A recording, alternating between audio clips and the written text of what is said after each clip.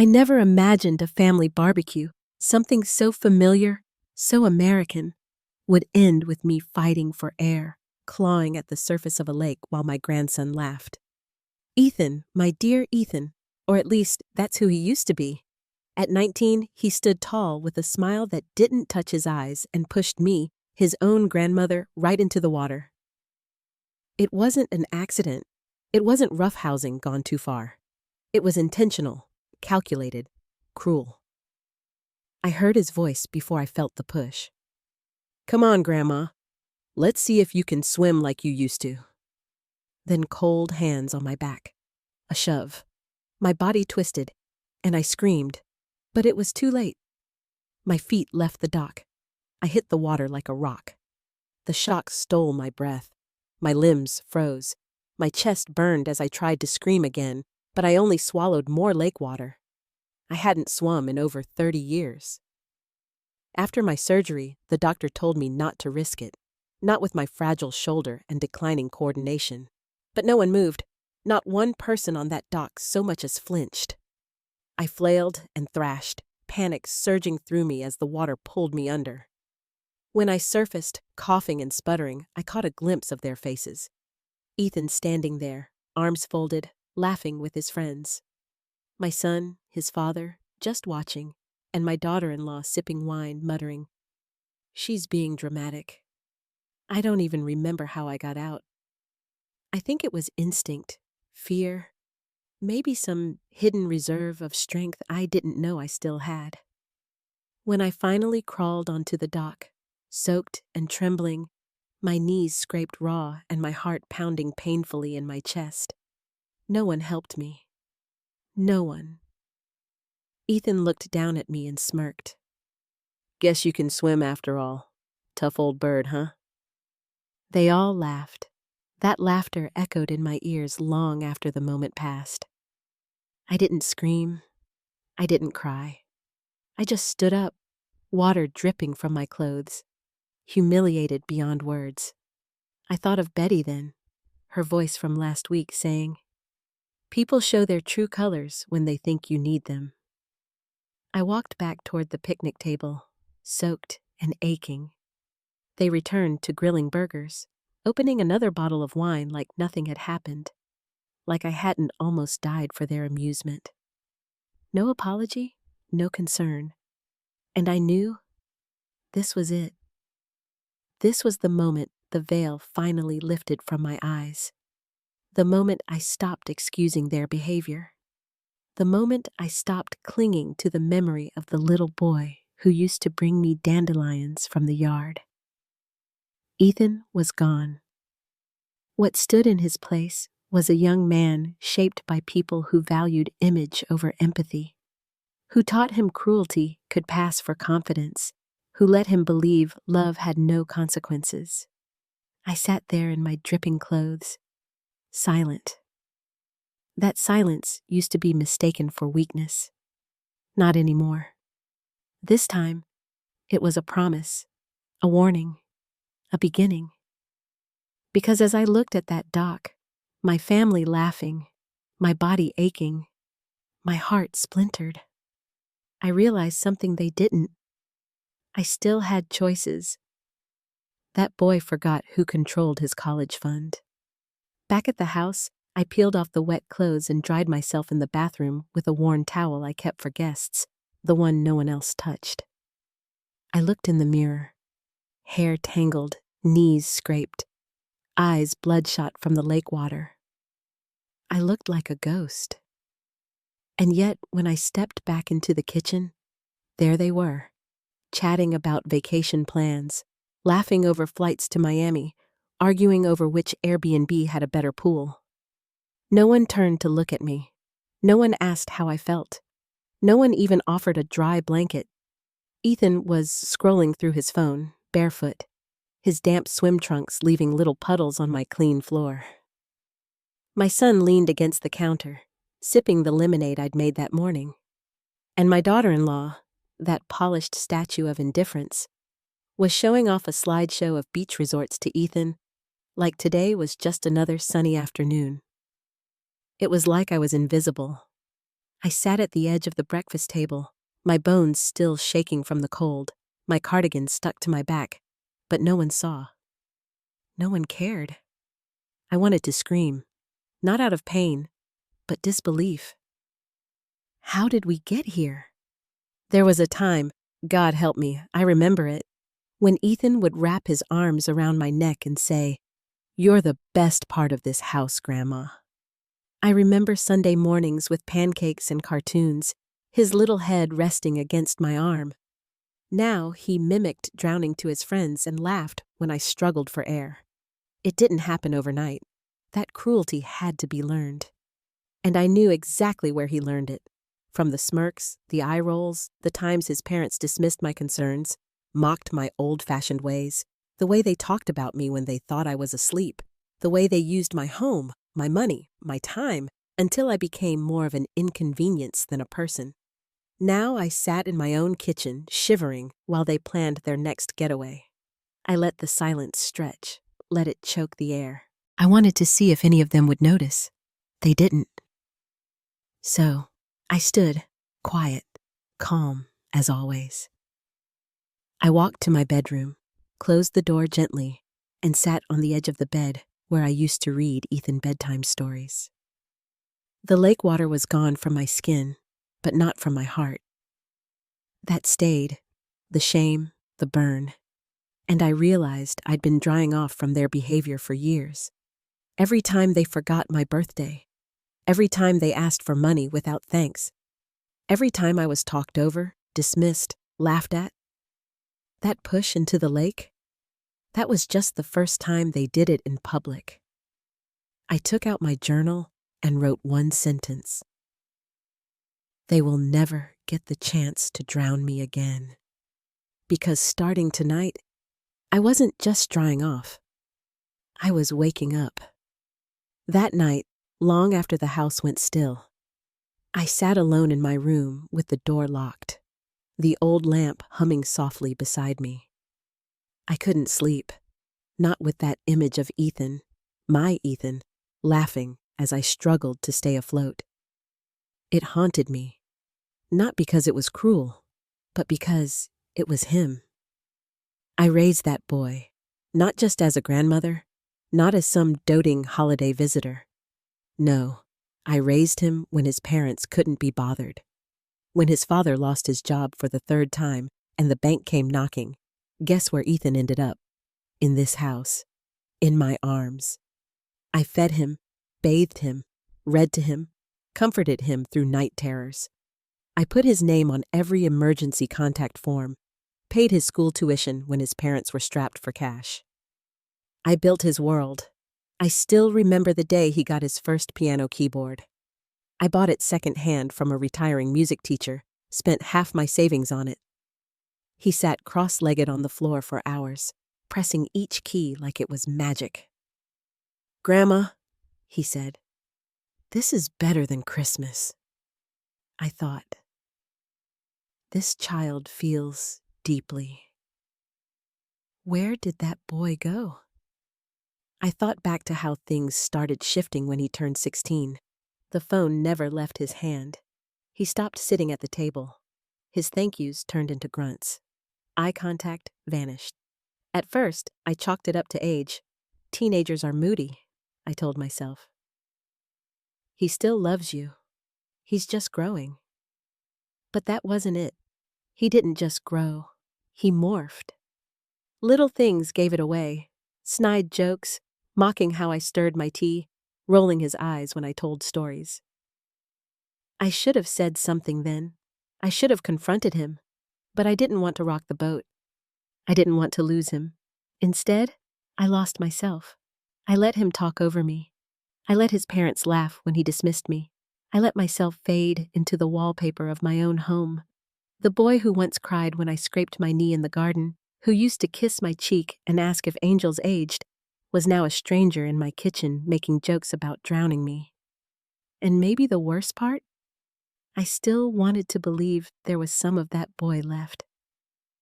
But tonight, I let that fantasy go. I closed the last photo album I had of him, pages of gap-toothed smiles and birthday candles, and put it on the shelf. Not to forget, but to protect myself. Because love without boundaries isn't love. It's servitude. And I've served enough. I told everything to Betty the next morning because I needed comfort. Someone who would just listen. And Betty always did. She's been my best friend for 30 years, through every storm, every high and low. That morning, there was a knock at my kitchen door. Not the front, never the front. Betty always came through the side like she owned the place. "Open up, Eleanor," she said. "I brought muffins and opinions." I smiled before I even got to the door. There she was, in her oversized sunglasses and teal windbreaker, clutching a paper bag and 2 coffee cups like she was storming a battlefield. I didn't get a word out before she said, "You look like hell. Sit. I'll pour." I sat because with Betty, you don't argue. You receive. "They did something, didn't they?" she said. I nodded, just once. That was all it took. She didn't gasp or say, "Oh, honey," like most would. She leaned forward, elbows on the table, and said, "Then it's time." "Time for what?" I asked. She pulled something from her bag. Not a muffin, not a napkin, a folder. "My lawyer's card and a list of every account you told me about last year when we did your taxes." I stared at her. "You kept that?" "I keep everything," she said, "especially when my best friend is handing out her love and legacy like Halloween candy to people who'd shove her into a lake." I looked down at the card. James Carter, estate law. Clean font, firm handshake type. "I don't know," I said quietly. "It feels final." Betty leaned back, crossed her arms, and tilted her head. "You want final? You just don't want guilt. That's different." She took a sip of her coffee and tapped the table. "Listen to me. You paid for Ethan's school, his braces, his damn piano, his soccer trips. You let his parents live rent-free in your lake house one whole summer, and you still had to buy your own groceries that August." "I wanted to help," I murmured. "I know you did. You're better than them. That's the problem." I stared out the window. The peonies were blooming. Cliff planted them for our anniversary. He always said they were stubborn flowers, slow to open, but impossible to kill. I felt like that now. "I don't want revenge," I said. Betty reached across and squeezed my hand. "Of course not. You want release." And she was right. I didn't want to scream, burn the house down, or demand an apology Ethan didn't believe I deserved. I wanted the peace that comes when you stop begging to be seen. Betty stood and pulled me up by the shoulders. "We're going into town. You're going to eat something that didn't come out of a box, and then we're calling James." "I haven't been to that diner in months," I admitted. "Perfect," she said, grabbing her keys. "Let them see what strength looks like in cardigans and crow's feet." As we drove, windows down, the wind tangling my thinning hair, I realized something simple, something that stopped me cold. I hadn't felt this alive in years, and all it took was someone reminding me I was still mine. The diner was crowded, the clatter of dishes and hum of conversation wrapping around me like a worn quilt. Betty stirred sugar into her espresso like she was mixing a potion, then slid the second cup across the table to me. "Drink up. You're gonna need backbone and caffeine." She wasn't wrong. We called James Carter right after lunch. He told me to come in that afternoon, said, "Bring everything you've got and don't sugarcoat it." I didn't. I brought the original trust documents, the binder Cliff and I assembled after his stroke, and a folded copy of the college fund letter from when Ethan was still in middle school, still excited to show me his report cards. I remembered printing that letter, how proud I was, how hopeful. $50,000, I murmured as James flipped through it. I started saving when he was 10. Birthday money, bonuses, tax returns, even skipped a vacation one year. Cliff and I agreed. Education first. James looked up from the papers, brows furrowed. It's all still there, untouched. He hasn't needed it yet.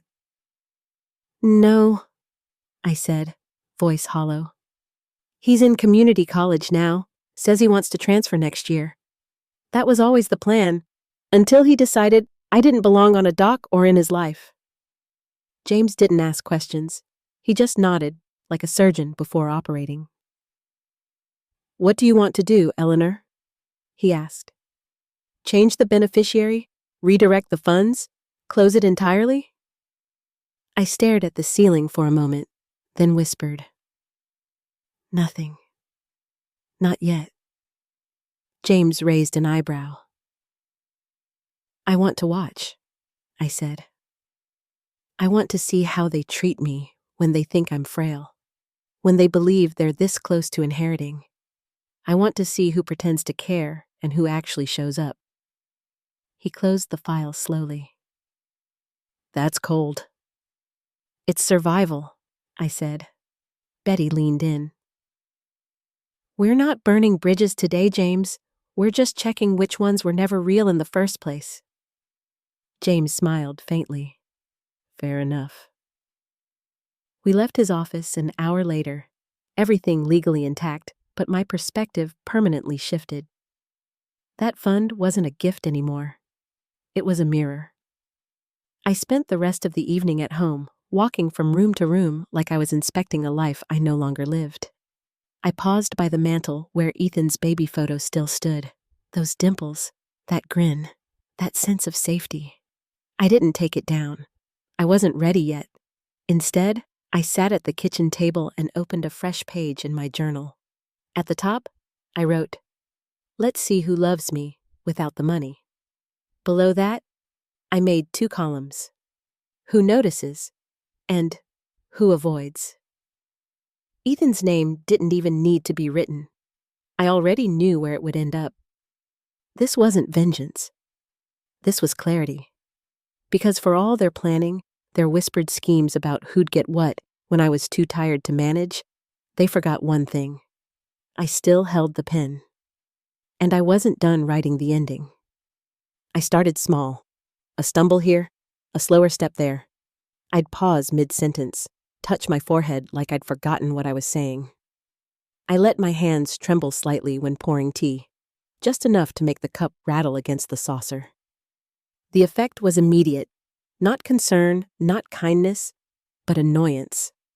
Ethan stopped saying hi when he walked in the door. Now it was just a grunt. If I asked for help with groceries, he'd sigh so loudly you'd think I'd asked him to lift a car. My son, Michael, started whispering in the kitchen when his wife, Laura, thought I was asleep. She's getting worse. I don't think she's taking her meds. I can't keep cleaning up after her. Laura, always quick to put on a concerned face around church friends, didn't bother behind closed doors. She left the stove on again, she said one night, too loudly, too falsely. That's dangerous, Mike. What if Ethan was here alone? He was always here alone, but no one ever worried about him. The thing is, I never left the stove on. I checked it twice, then again before bed. But I didn't argue. I let them believe it, let them build their case for my decline. They thought they were playing chess. They didn't realize I was playing a longer game. At night, I'd lie in bed and listen to the muffled voices through the wall. They never said my name, just her and she. She needs help. She's becoming a burden. She doesn't even know how to keep track of her own money. That last one nearly made me laugh out loud. I kept the ledgers in my sock drawer, every transaction, every account balanced to the penny. The college fund, still untouched. The home equity, still in my name. And yet, they counted me out like I was already gone. One morning, I walked into the kitchen to find Ethan and Laura at the table, whispering. They froze when they saw me, but not before I heard the word facility. Ethan looked at me like I was an object. She didn't hear that, he said. I poured my coffee slowly, letting the silence settle thick between us. I stared out the window at the garden Cliff and I had built from nothing. Our sanctuary. The hydrangeas were blooming again. Stubborn things, just like us.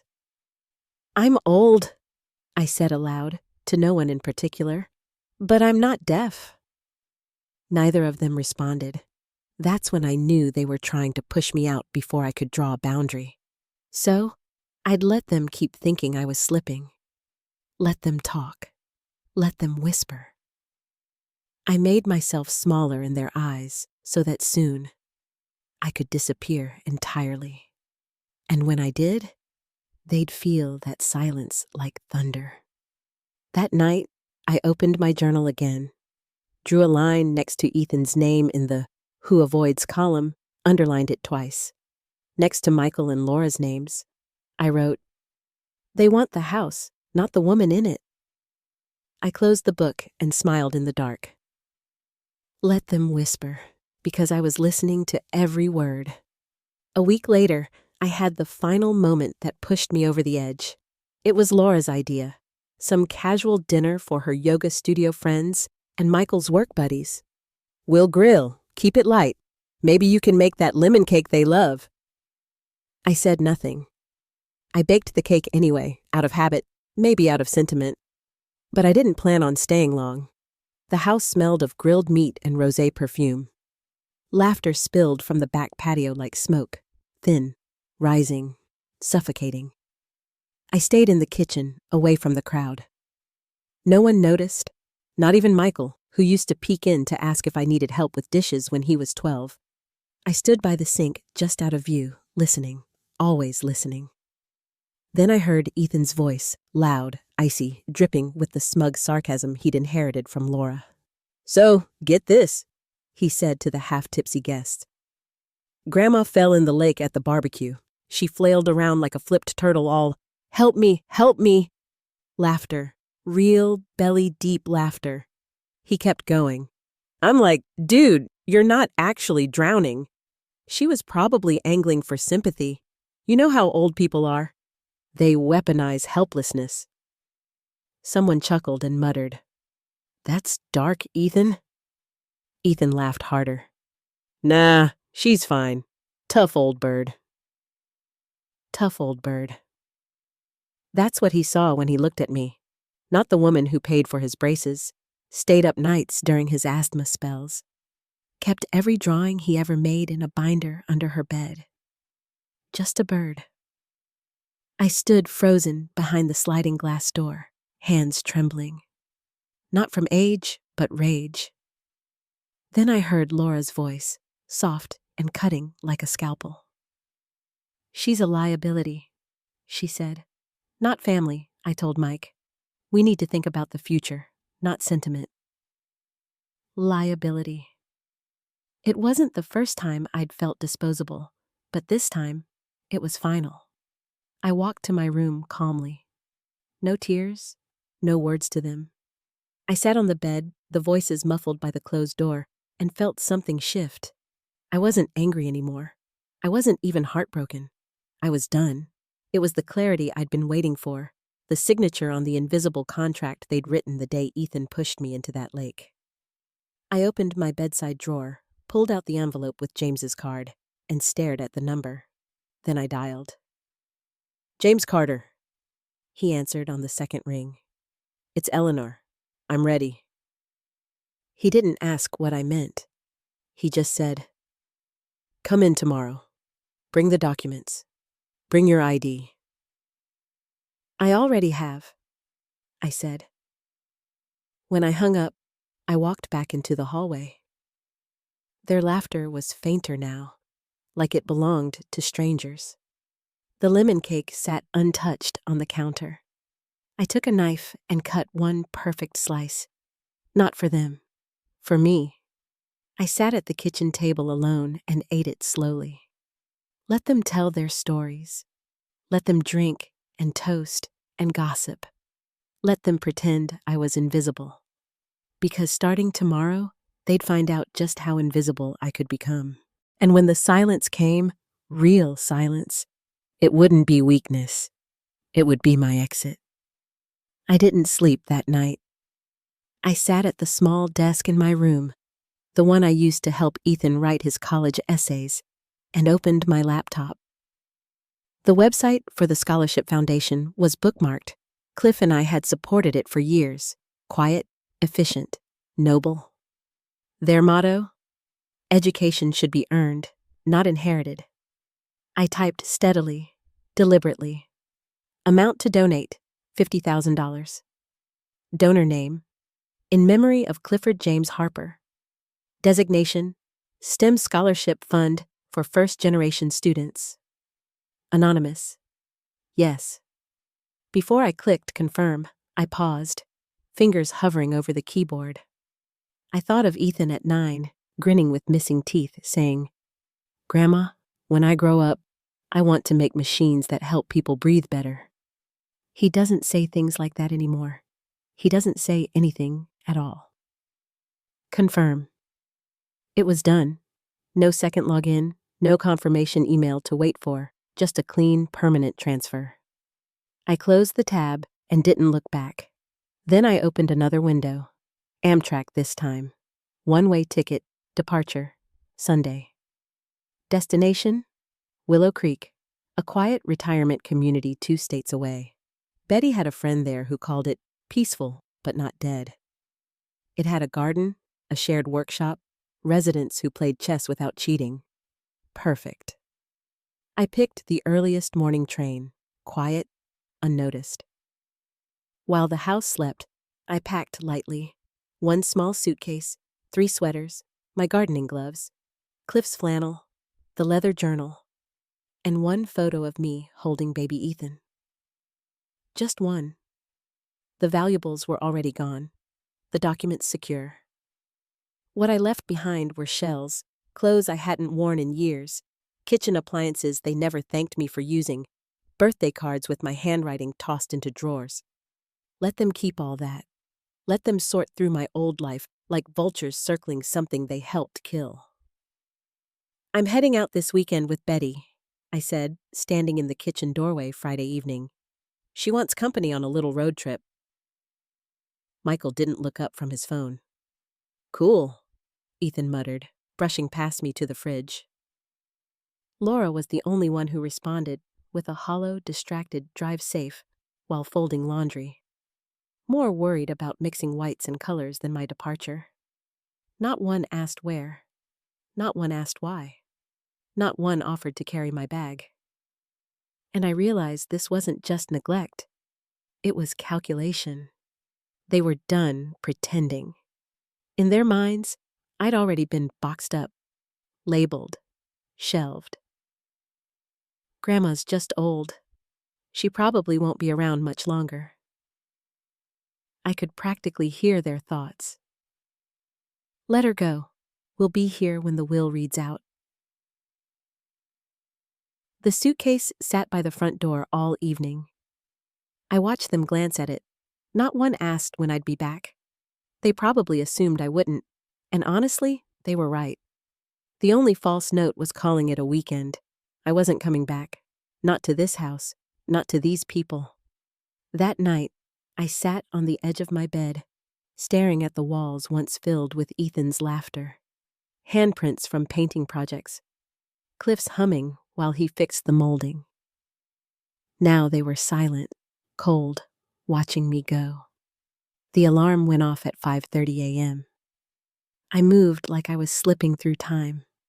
Brushed my hair, folded the blanket, wrote nothing, said nothing. Betty pulled up at 6 a.m, headlights low, engine rumbling like a secret ready to be kept. I stood in the living room, looking at the house that held my life and the people who drained its meaning. There was no pain, only space. I walked out the front door, suitcase in hand, closing it quietly behind me. No one stirred, not even Ethan. As Betty drove toward the station, she glanced at me. "They didn't ask where you were going, did they?" I shook my head. Didn't even look up. She made a bitter chuckle. "Imagine that. You disappear and no one notices." "I prefer it this way," I said. And I did. At the train station, we hugged. Betty pressed a small envelope into my hand. Just in case, she said. I nodded. We didn't cry. Women like us who've seen births and deaths and the spaces in between don't cry over freedom. The train pulled in with a low roar. I boarded with my small suitcase and sat by the window. As the town faded behind me, replaced by trees, sky, and the unknown, I let out a breath I hadn't realized I'd been holding for decades. This wasn't a getaway. It was a rebirth. And back in that quiet house, they wouldn't notice I was gone until the towels ran out, the freezer was empty, and the woman they called Grandma stopped being convenient. They didn't see me off, but they'd feel my absence. And that's a goodbye they'd never forget. Willow Creek was quiet, not lonely quiet, peaceful quiet. Birdsong in the morning, shuffling slippers in the hallway, soft classical music from the neighbor's unit. My room was small but clean, a bed by the window, a bookshelf, a chair that didn't creak. I hung Cliff's flannel on a hook by the door, set the photo of baby Ethan by the windowsill, not as an invitation for memories, but as a monument. I looked at that photo and saw the truth. He was just a boy I loved, not a man who deserved to own me. That afternoon, I sat at the desk and began the letter. Not to Ethan alone, but to all of them. Michael, Laura, Ethan. I wrote their names at the top like an obituary. Then I began. I was the one who stayed up when Ethan couldn't sleep. I paid for his school, his shoes, his future. I never missed a birthday, even when you forgot mine. I listened, waited, hoped. In return, you mocked my fear, minimized my needs, treated my presence like clutter. You laughed when I drowned. I stopped, hand over my heart. It wasn't racing, not like when I confronted them out loud. It beat steady, calm. I picked up the pen. This isn't vengeance. I'm not punishing you, but I will no longer fund people who see my love as leverage. The college fund is gone. The inheritance will follow. I've given enough. Now I choose peace. At the bottom, I didn't write. Love Grandma. I signed Eleanor Elizabeth Harper, because that's who they forgot existed. Not just Grandma, not just Mom, but a woman, whole. I folded the letter, placed it in an envelope with no return address. No gifts, no money, no photos, just truth. I walked to the corner post office, mailed it first class, and didn't look back. On the way home, I stopped at the garden. A few residents had started a vegetable patch.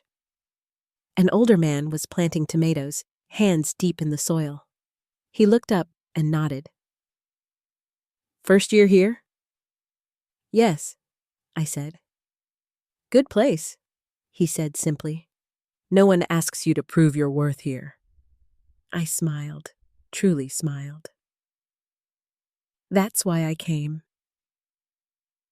When I got back to my room, I made tea and watched the wind move through the trees. I didn't check my phone.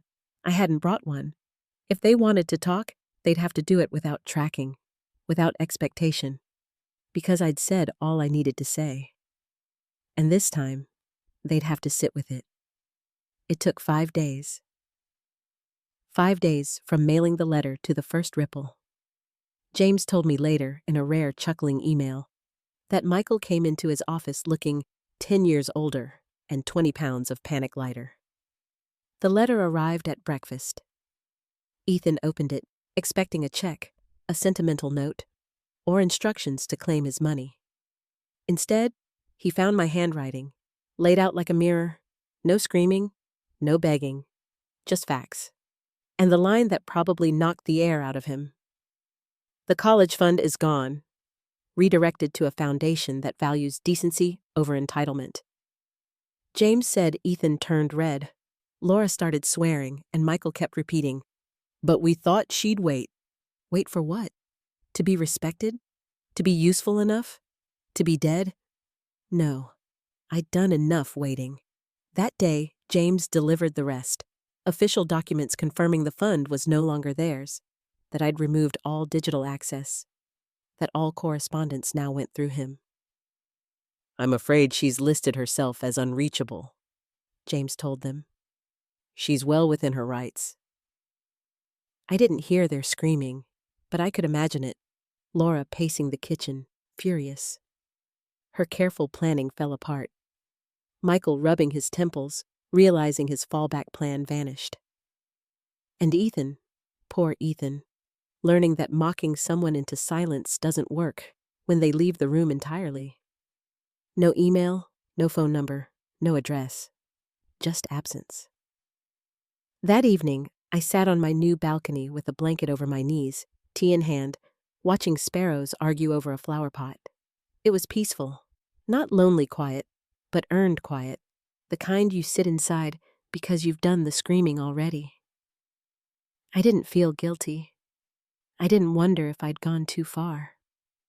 For the first time, the distance between us was honest. They wanted me quiet, small, compliant. Now they had it, just not how they expected. No more bill help, no emergency loans, no last-minute babysitting, no college fund, just silence, just space. And me, Eleanor Elizabeth Harper, still breathing, still living, just elsewhere. They'd call it abandonment. They'd tell people I lost it, ran away. Let them. Because someday, when the dust settles, they'll remember I gave everything until it nearly killed me. And then I stopped. Not because I was cruel, but because I finally understood. You don't have to set yourself on fire to keep people warm. And I refused to be their matchstick ever again. James forwarded their first email 3 days later. Subject: Urgent. Please call us, Mom. From Michael, full of panicked sentences and poor punctuation. We just need to talk. We're not mad, we're just really confused. We didn't know you were upset. Ethan's distraught. Please let us explain. Explain what? That I imagined the water in my lungs? That I misunderstood their laughter? That liability wasn't what it sounded like? They didn't want to talk. They wanted access. James asked if I wanted him to reply. I said no. Let them sit in the echo of their own silence. That week, they called the bank. Denied. They emailed the Scholarship Foundation. Denied. Then, boldest of all, they reported me missing. An officer showed up at James's office, asking if there was concern for my safety. James handed over the documentation. Eleanor Harper is of sound mind, left by choice, and is under no legal obligation to inform people she's protecting herself from. They tried again the next day, Ethan calling this time. James didn't answer. He sent me an update. Subject: They're scrambling. I didn't open it right away. I sat with the knowledge, not to enjoy their panic, but to believe in my right to walk away. There's a strange guilt when you stop mothering people addicted to your silence. It comes in waves. Maybe I was too harsh. Maybe they didn't mean it. Maybe they'll change. But guilt is the price you pay when you've been taught love should hurt. And I'm not paying that price anymore. I didn't respond. I didn't flinch. Instead, I spent the day in the garden, digging my fingers into warm soil, planting seeds like I was daring the earth to begin again with me. That evening, Betty called. They're spiraling, she said. Words getting around. Laura's yoga friends are whispering. One asked if you had dementia. I laughed, not politely, but freely. Well, I said, I must be the most organized dementia patient they've ever seen. Betty paused. You sure you're okay with them thinking you're gone? I stared out at the sun setting over a bed of marigolds. I'm not gone, I said. I'm just not available. Because that's the truth, isn't it? They wanted me as a quiet fixture, Always ready, never needed, convenient, disposable. Now I'm gone, but not missing. They didn't lose me. They drove me out. And now that they can't find me, they're finally trying to listen. But it's too late for conversations. This isn't a standoff. It's a departure. And for the first time, they don't choose when it ends. James called it the moment the floor gave out. He'd gathered them in his office, Michael, Laura, Ethan, because they refused to believe it until they heard it from someone with a title and a desk. Michael came in tight-jawed. Laura wore her best "I'm about to play victim" card again. And Ethan looked like a little boy again. Not from remorse, but because the world wasn't bending to him for the first time. James had a short statement, per my instructions. No small talk, no explanations, just truth. He slid the folder across the table, looked them in the eye, and said, "This is from Eleanor Harper." Then he read, "To those who assumed my silence meant agreement, I gave everything once. I won't die twice. You took my time, my home, my peace. You drained me while telling others you were looking after me. You mocked me as I drowned, then wondered why I didn't come up gasping for your approval. So, let me be clear. The college fund is gone. The inheritance has been restructured. The house will be donated. My assets will not go to those who treated me like clutter waiting to be cleared." Michael tried to interrupt, but James raised a hand. "She gave me full authority to read every word." He continued, "You will receive nothing from me in death because you gave me nothing of value in life. Not love, not respect, not care. You loved my money more than you loved me, and now the money is with those who still believe in kindness." "Laura," James said, turned red, then white. Ethan muttered something, but no one listened. Michael stood and shouted, "She's lost her mind!" James replied, "No, she found it." When James sent the transcript later that week, I read it slowly, sipping tea in the garden, feet tucked under a blanket Betty crocheted. Every word felt like breath, like oxygen. It wasn't revenge, it was reckoning. They'd written the story. I just turned the last page. In their world, I was supposed to forgive quietly, give endlessly, fade gently. But I didn't. I spoke. I left. I reallocated my love to those who still wanted it, not those who expected it. At the bottom of the statement, James added my final line in bold, per my note. "Being alone is better than being used." And that was it. The inheritance fantasy died in a law office under soft fluorescent lights. Not with a bang, but with truth. They walked out silent, not because they understood, but because they couldn't argue anymore. Their control was gone. All that remained was the echo of everything they'd taken for granted. I didn't need to be there to watch it happen. Some endings are best enjoyed from a distance. Betty told me it started with a slammed door.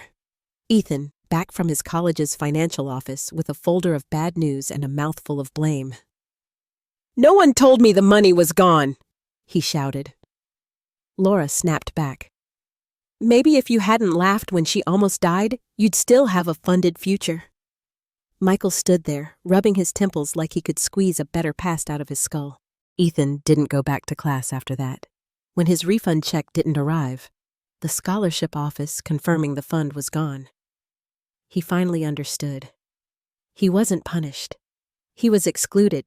Betty relayed the whispered conversations at the grocery store, the sideways glances at church. "They said you disappeared," she told me over the phone. I corrected them. I withdrew investment from a toxic enterprise. I laughed so hard I had to set my tea down. Meanwhile, back at the lake house, the spiral deepened. Michael started drinking again, small at first, a beer with dinner, then wine, then whiskey. Laura complained to her sister that Mom's disappearance ruined everything. They never said left. To them, I was a ghost haunting their narrative, not a woman who chose herself. But the neighborhood didn't buy their act for long. Word spread once James confirmed I was alive, well, and had legally moved my affairs. Old friends who nodded politely at Laura now turned away at potlucks. Church members gave Michael hollow smiles, no more invites to men's breakfasts. Their reputation decayed, not from scandal, but truth. You mock a woman in public, strip her worth in private, and people remember. Who raised Ethan when his parents couldn't? Who funded their vacations with small loans? Who baked for every funeral, brought flowers to every wedding, never asked for thanks? Me. And now I was gone.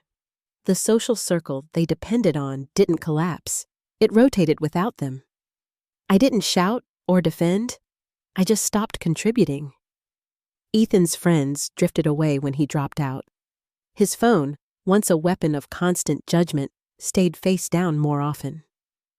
Michael and Laura argued louder, fights echoing through a house that once smelled of my lemon cake. The fridge was often empty. Mail piled up. One night, Betty called to say she'd heard Laura screaming on the porch, "How dare she take everything?" But I didn't take everything. I left the curtains, the dishes, the keys, the silence. They still had each other. But they're starting to realize they liked me quiet because I carried the weight of their dysfunction in that quiet. Now the weight is theirs. And I'm here, on my balcony, warm drink in hand, sun on my face, surrounded by people who say please and thank you without expecting anything in return. Let them sit in the silence, because it's not my job to fill it anymore.